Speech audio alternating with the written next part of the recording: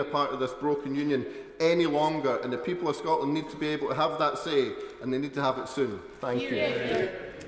Well done. That was within 7 minutes easily, so that's the way to do it. Kenny Mackaskill. Thank you, Mr. Deputy Speaker. It's a pleasure to speak in this debate. It encapsulates the two crisis issues of our time: the collapse of the British economy and its kick-on effect into our society, and the vital need for Scottish independence.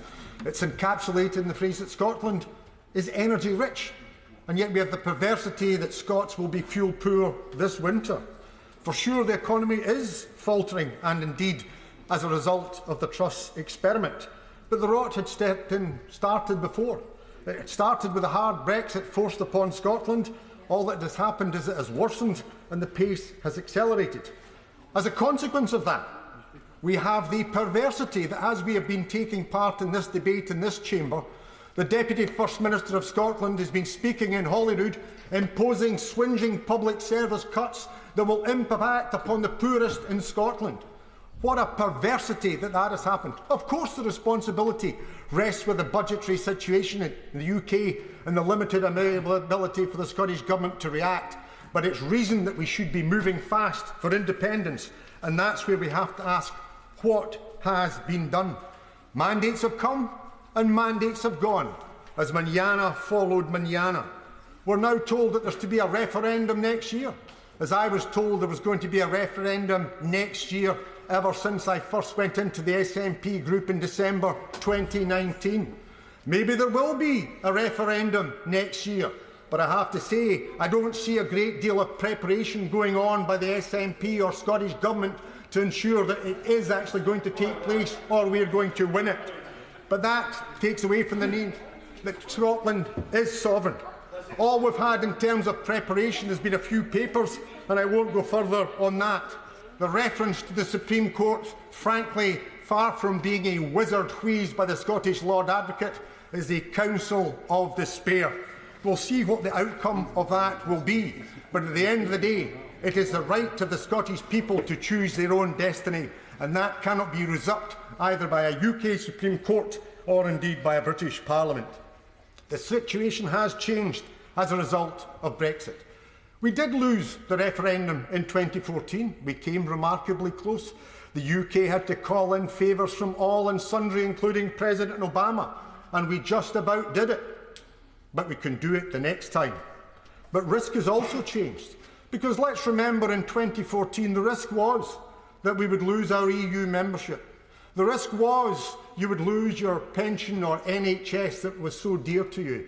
The risk was that you would have a currency that wouldn't be stable. The risk was that you wouldn't be part of this good British force for good. And the situation is we've had Brexit and been ripped out of the EU, sterling is plummeting, the NHS and our pensions are being privatised and undermined, and Britain, far from being a force for good, is the international laughingstock.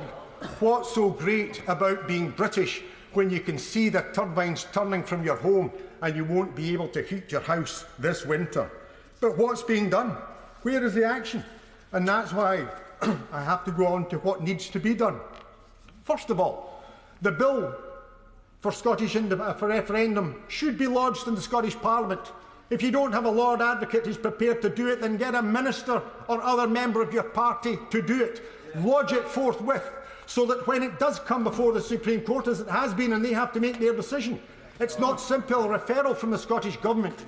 It is the sovereign will of the Scottish people that their Parliament have decided, and that stands behind it. The Scottish National Party still have the time to get this out of the fire and to make sure that Holyrood passes that bill. But secondly, let's call a Scottish Constitutional Convention, because at the end of the day, the people of Scotland are sovereign. They should be sovereign, as we've heard from speaker after speaker, especially on these benches, should be sovereign from those who they elect, not a government that we've never elected since 1955.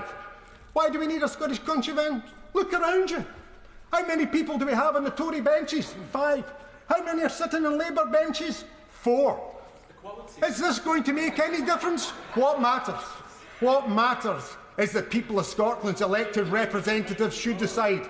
In February 2020, the First Minister of Scotland said she would call a constitutional convention. Let's call that constitutional convention. Let's make it clear that it's the Scottish people, through their democratically elected— no, I haven't, I don't have time in the moment, and I'm running out— through a democratically elected Scottish representatives, whether to this chamber, to other chambers, or indeed senior members of local government. No, I won't, because the only speaker for my party, your party, have undermined the cause of independence, sided with the Tories, and that's why you've paid the electoral price. So I continue, as I say, Mr Deputy Speaker, we need a constitutional convention. We need to see the First Minister lead from the front and get active in demonstrations in support of Scottish democratic sovereignty and the legitimate right of our people. We need to pursue this not just through a UK Supreme Court, but need to pursue it through international courts and international aspects. This is a position in which we have to make a stand. The Scots are going to struggle this winter. That an energy-rich Scotland sees people probably dying as a result of the fuel crisis is simply perverse. We have had enough mandates. It is time that we have had our right to have our choice. That has to be delivered through a referendum. If they will not give a referendum, then other route needs to be chosen. The Scottish people are not going to get any satisfaction here from either side of that chamber, and that's why we have to make sure that it is the convention and the democratic right of the Scottish people that prevails. Stephen Bonner. Before I begin, can I just take up